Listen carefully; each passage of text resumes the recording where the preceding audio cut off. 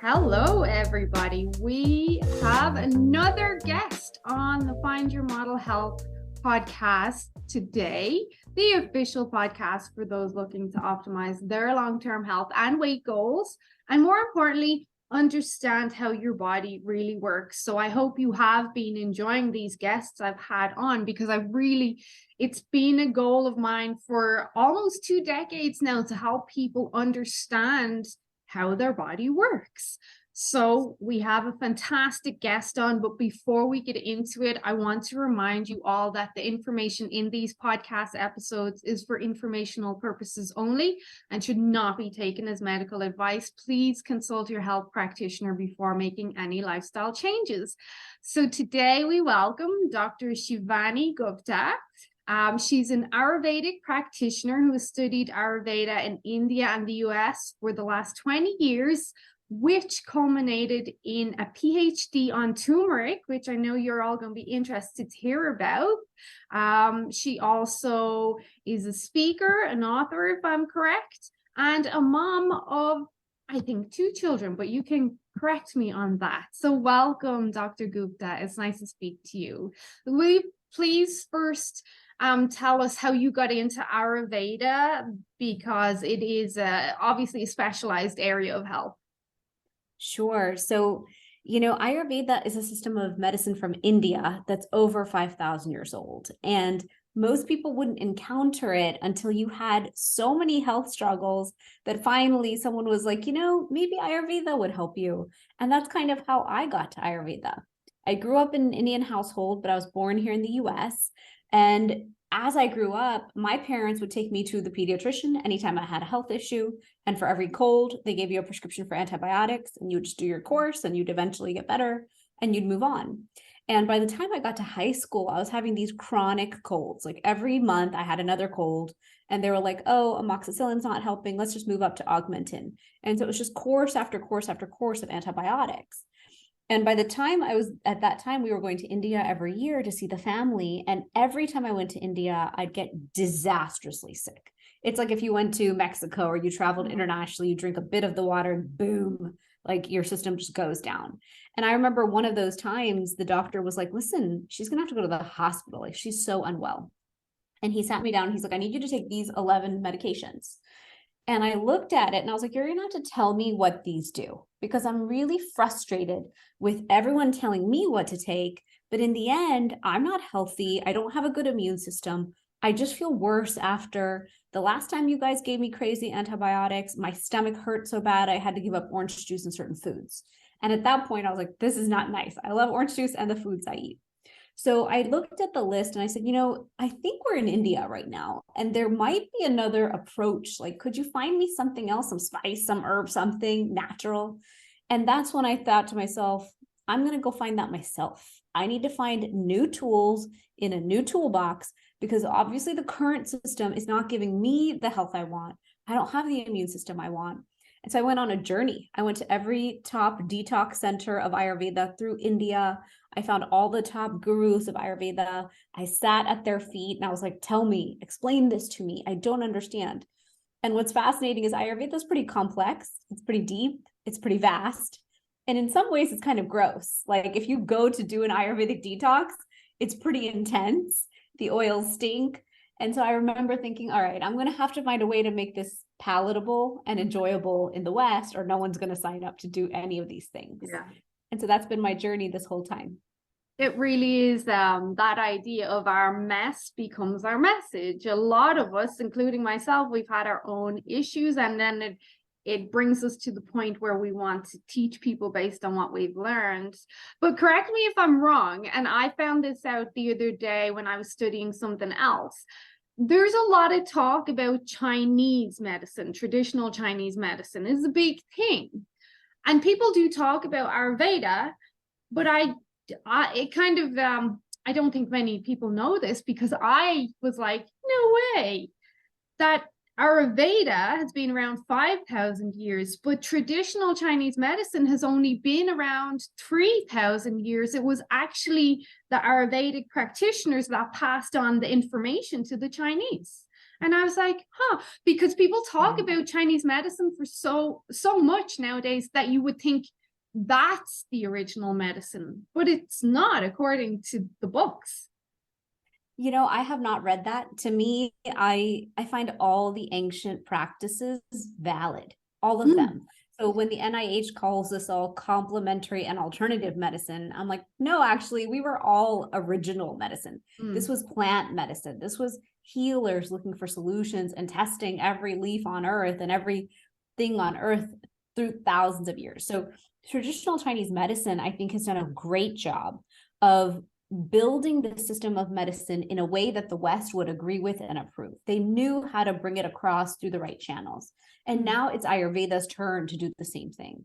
And we've had homeopathic medicine, naturopathic medicine, chiropractic medicine, so many different systems that are so powerful.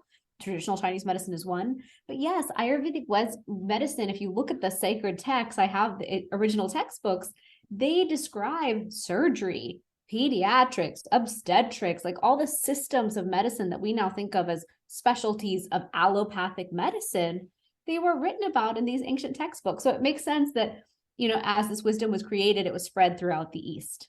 From what I read, it was the information was passed through the spice road onto the Chinese, and everything has its place. But it's so interesting to think traditional, conventional medicine, as we know now, Western medicine, was not the original traditional medicine at all. So it really is fascinating. And what I've found also fascinating listening to some of your other interviews is how you talk about herb hacking in relation to what you learned through your practice in Ayurveda. Can you teach us a little bit about that? Sure. So it's interesting. If you grow up in an Indian household, we have a little metal box. It's called a masal dhani. It's like a little spice box, and it's ready and convenient to cook Indian food. So you're going to have in there your turmeric, your garam masala, which has black pepper in it, your red chili powder, your coriander, of course, your salt, your lemon powder, so mango powder. So what's interesting is we as a culture have a spice box that's already designed to give you so many health properties in your daily cuisine. So if you ate fresh vegetarian Indian food 2 to 3 times a day, inherently you would be getting the spices that ignite digestion and reduce inflammation and cool the heating effects of those foods and ignite the system to digest what it's about to digest. So I always found that to be like commonplace. Like, oh, I grew up eating that, whatever. But when I was doing my master's and I went herb by herb in herbology, and they started talking about the benefits of the herbs, I was like, wait a minute. You're saying hing, that really stinky spice we use at the beginning of cooking, can heal my gut in 200 ways? I'm going to go try this out.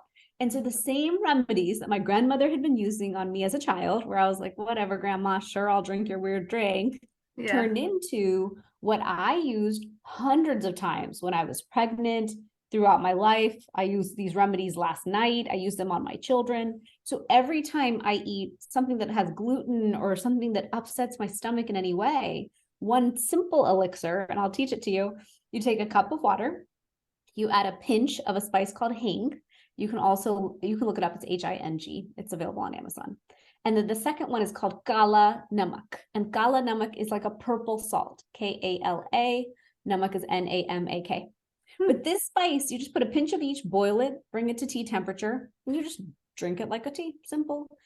It will relieve bloating, gas, constipation, GI distress, all sorts of issues.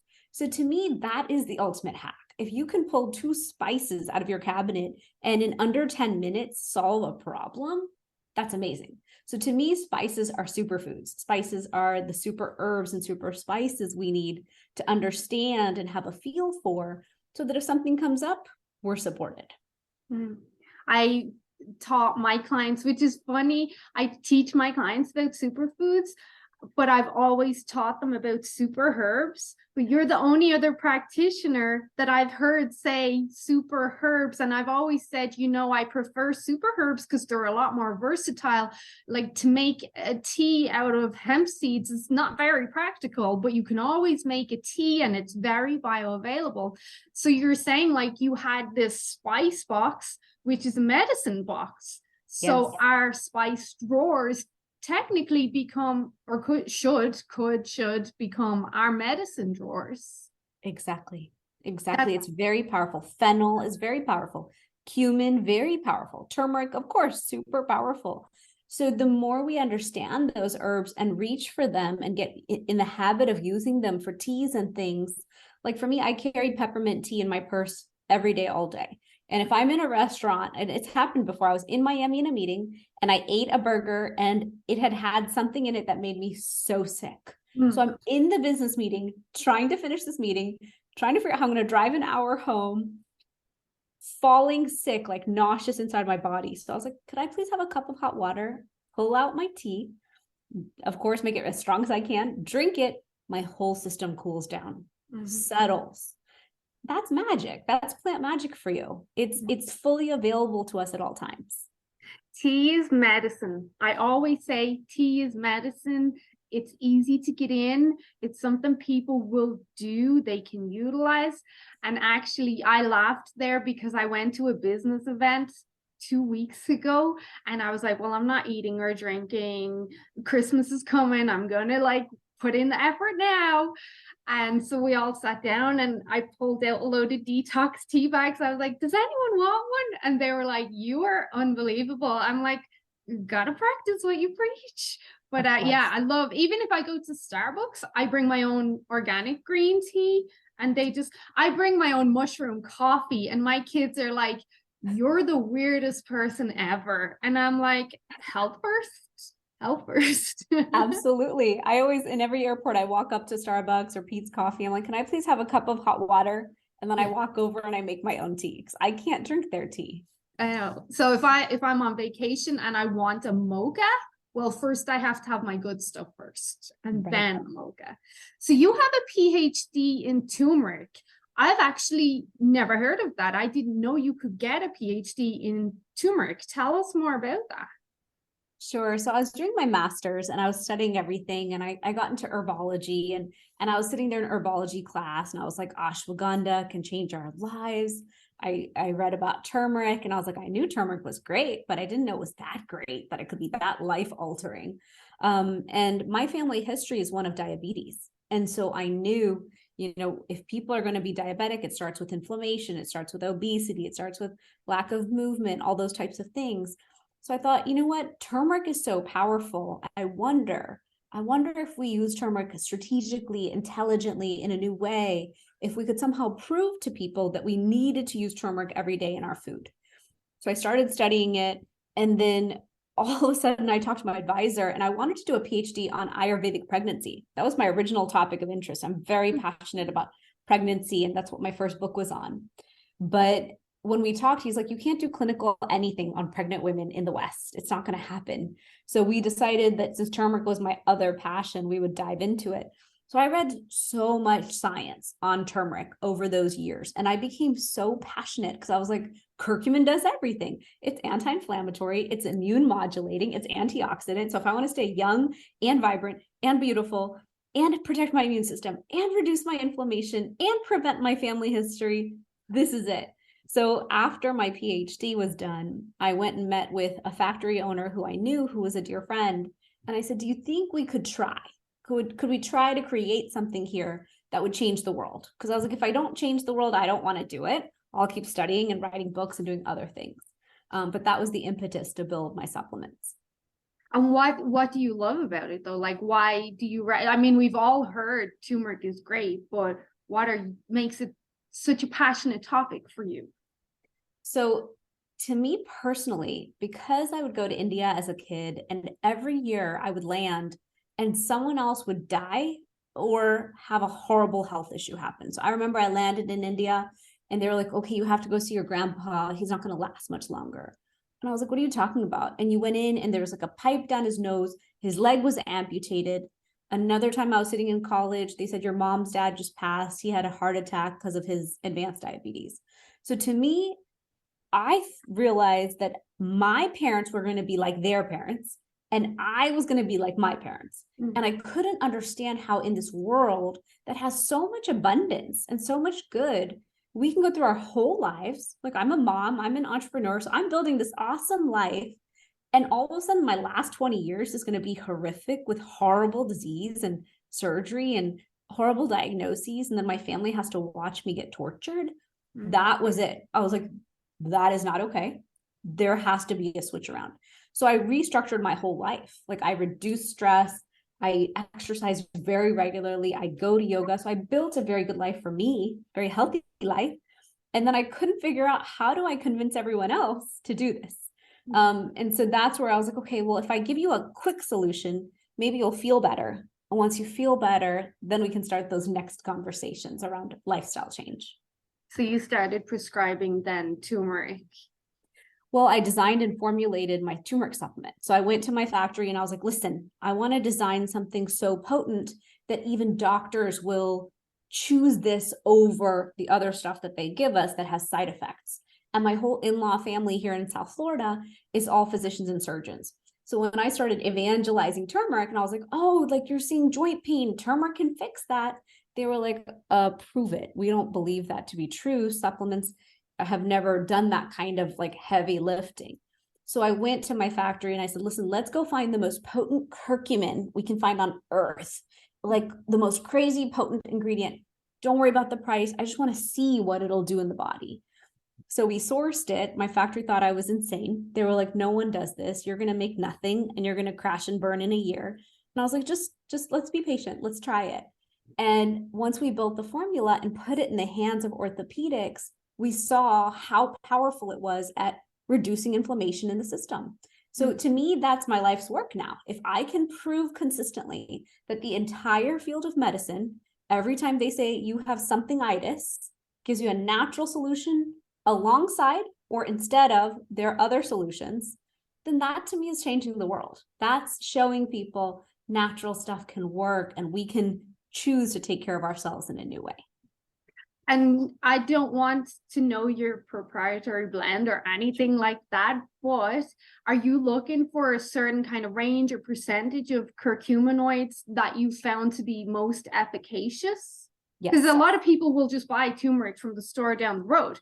But even with resveratrol and ginkgo and all, they're not looking at the quality, what it contains, how much of each active ingredient.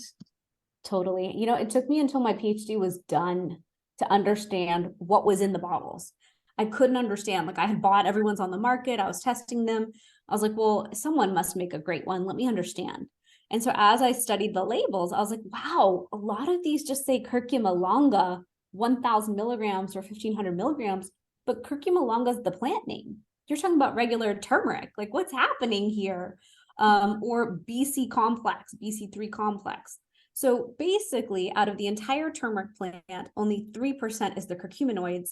Out of those three, one curcumin is the most effective at reducing inflammation in the body.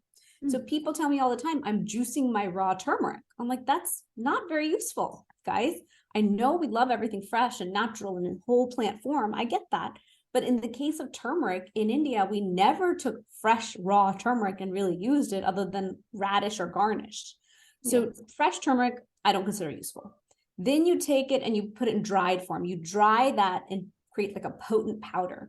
Fine, that's turmeric, the spice. It is effective. It is good. We could all use it every day in our food.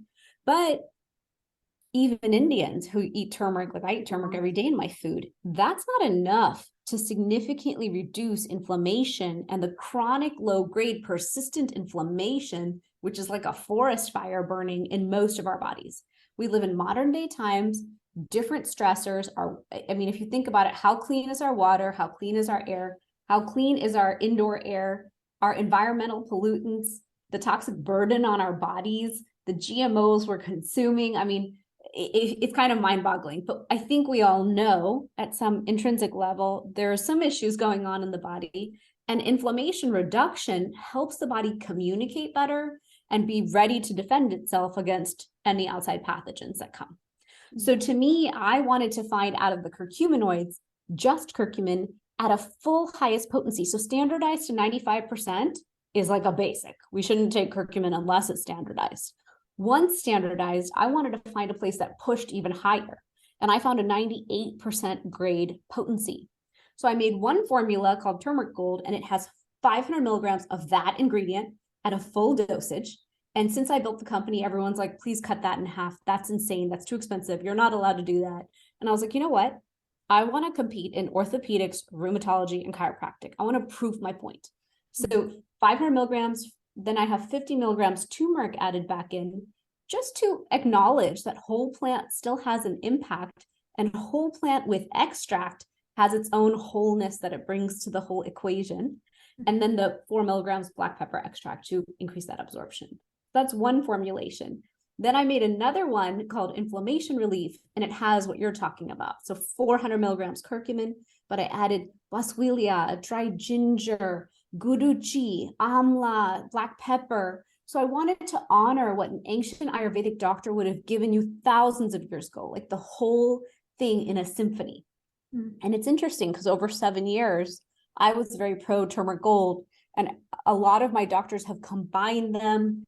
They reach into inflammation relief more. I was surprised, but physicians and practitioners just want what works for the patient, and they're willing to play. They're willing to try this one. They're willing to move the two together.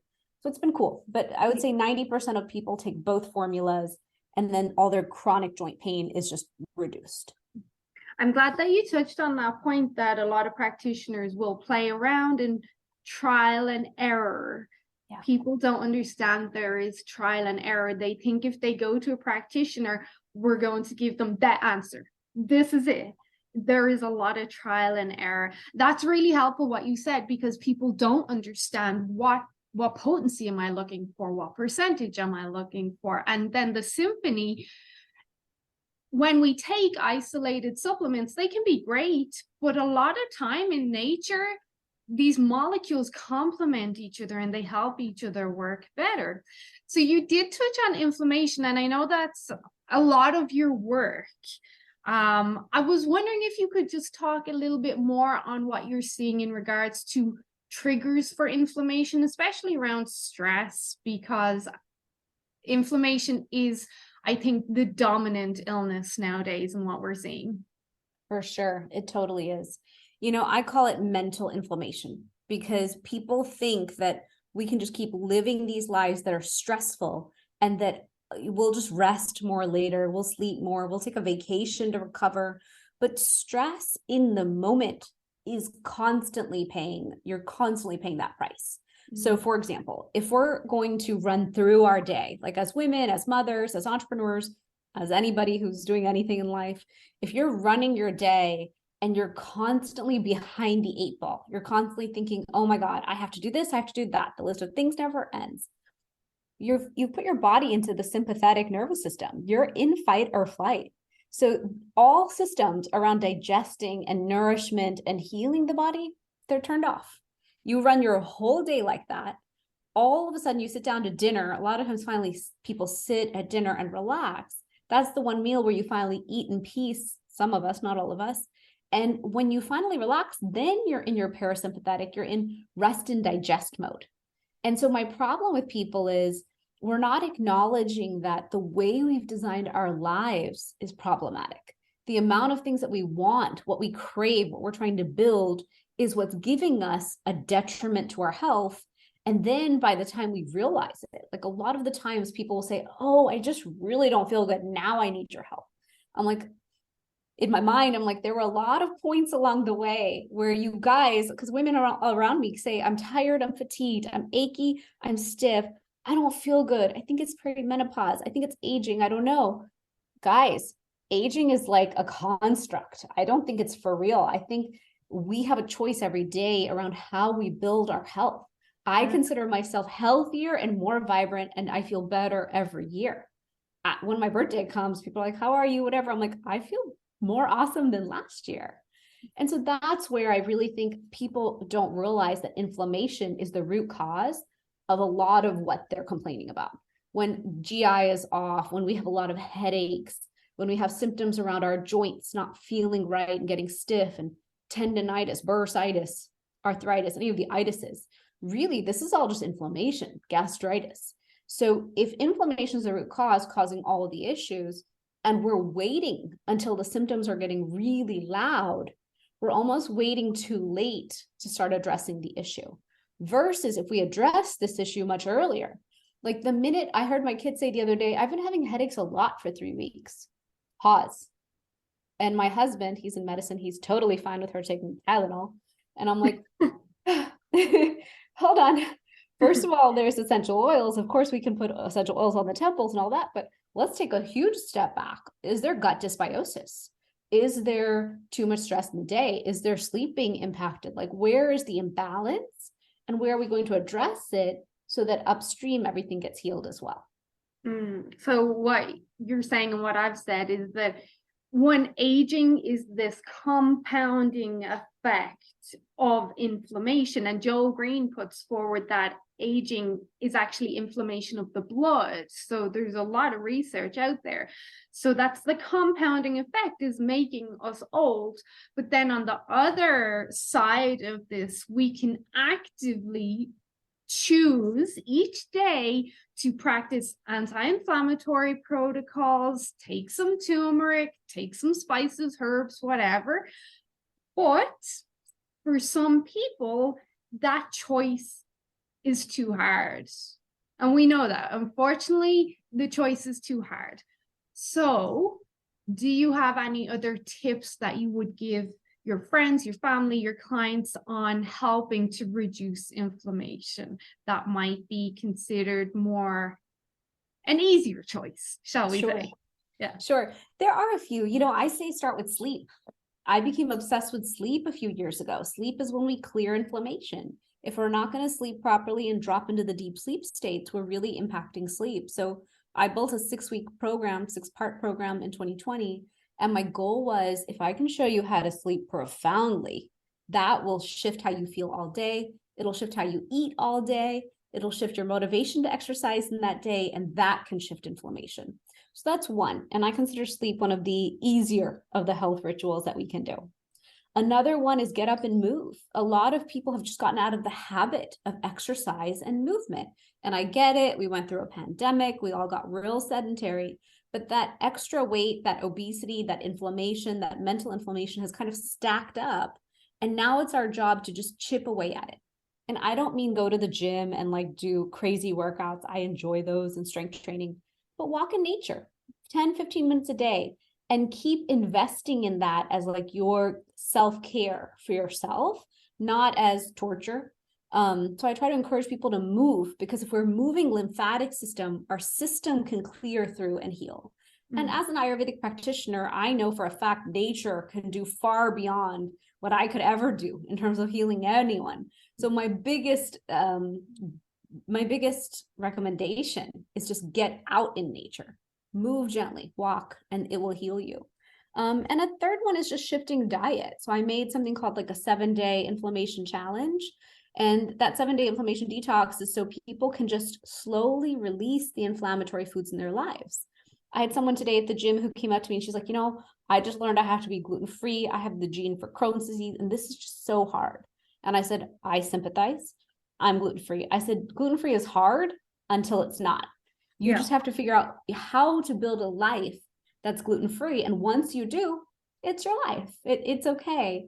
You have to learn what is your favorite gluten-free pizza and your favorite gluten-free toast, if you need a few of those things in your life, or your favorite tortilla.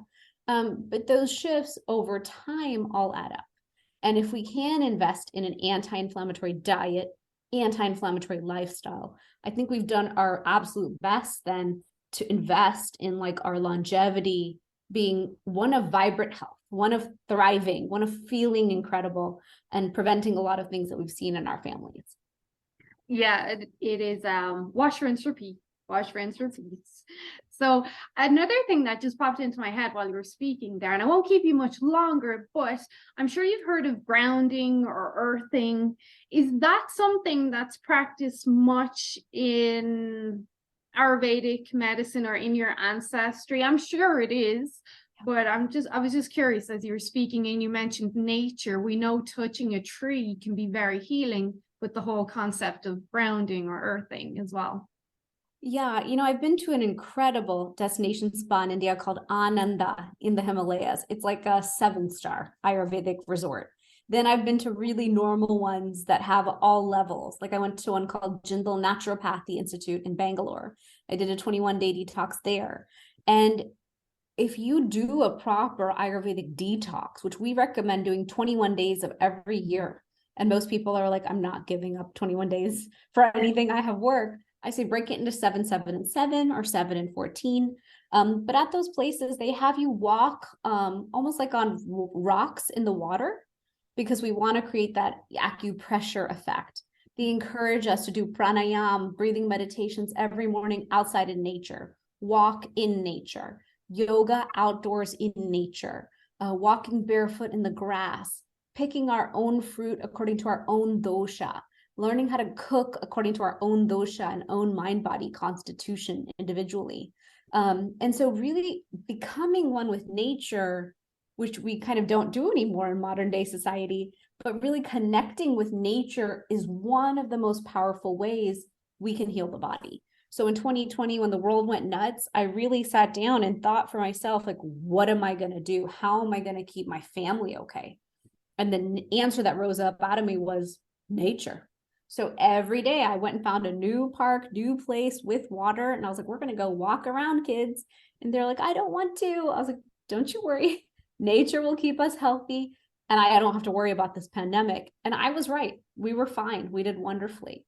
Knock on wood. So I really push that message of the more you can be in nature, barefoot for 10 minutes, 20 minutes, 30 minutes, whatever you can do. If anything is plaguing you mentally, physically, emotionally, the whole goal of Ayurveda is for us to be in alignment in mind, body, and spirit. The way we get there is by being one with nature, according to circadian rhythm, according to the rhythms of nature. Yeah, I agree. And as we spoke about before we started recording, I'm in Alberta now and it's -50 and we have like 5 foot of snow.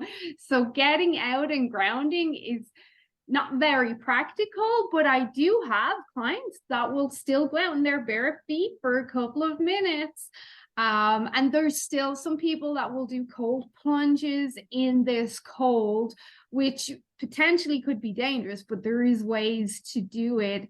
I've also told people, you don't have to maybe give this alternative because where you are is always beautiful out. You can always get out, but grounding on concrete that hasn't been painted will still transfer the electrons to, for anyone watching that's wondering, well, I'm not going out in -40 to touch a tree. Well, you can go bare feet in your garage and stand there for a few minutes. But this has been very, very interesting and enlightening. I'm so glad that you went into the depth on the turmeric aspect. Before I let you go, there's just one more point I would love you to touch on, because we hear this a lot through the industry and even the supplement game when you're looking at advertisements or some companies trying to give you this or this. There's a lot of talk around black pepper and turmeric. Now, can you explain in your words how black pepper enhances the efficacy of turmeric? Sure. So when I was 16, I had the honor of working in the science lab at MD Anderson Cancer Center in Houston. I was an intern. My mom got me an internship so that I could put something on my college resume. And I worked under Dr. Bharat Agarwal, and he was the researcher at MD Anderson in the 1990s, I guess, where he discovered that it's black pepper that increases the absorption of curcumin in the body by about 2,000%. And so because of his research, thousands of papers got published, so much more research was done with that. And it's interesting because in the conclusion of my thesis paper, I wrote, black pepper with curcumin and healthy fat with curcumin are both great ways to increase the absorption. Why has no one done apples to apple studies? If you look, they're very, like people will do turmeric black pepper versus curcumin healthy fat, which is not apples to apples at all. So I called for more study on that, more study on curcumin for telomeres for longevity. So what I do tell people is we're having this fad right now in the world where people are saying turmeric's awesome, we should all take turmeric. But if we're just going to do juice shots that have no black pepper, if we're going to keep drinking skinny lattes and calling it golden milk, but it has no black pepper or healthy fat, and if we're just going to juice it raw and not have black pepper or healthy fat, and we're going to cook without healthy fat or black pepper, again, all the ways we're choosing to use it as society are not giving us the result that we want. And that might be why we're not getting that end result and goal that we want achieved. So I want everyone to realize, please use it in the right form if you're using it in the food form. And if you're going to take it in supplement form, find a very, very potent curcumin supplement that does the job. And you should know within 2 weeks if a supplement's helping you. If you're taking it for joint pain, either it works or it doesn't. Because I get calls every day and people are like, yeah, I took yours, I ran out, I picked up something else, it did nothing. I'm like, okay, our bodies know what works. So the combining turmeric with black pepper helps open these other pathways that allow it to escape into the rest of the body, basically. But you're saying having some fat as well with it can also help with that bioavailability. Correct. Yeah, that's interesting because I actually heard Dr. Mercola, I'm sure you know who he is, speaking about some research the other day in pairing sex hormones, either topically or transdermally, with a little bit of fat actually helps with bioavailability and absorption. So it's amazing what combining certain things can do. So would you please tell my audience where they can follow you or learn more about your teachings, and also if they wanted to look into maybe obtaining some of your supplements? Sure. My website is shivanigupta.com. So there I have a dosha quiz and my videos about Ayurvedic self-care and all of that. And then fusionaryformulas.com. It's Fusionary. Fusionary Formulas has my supplements and my teas and all the things I create.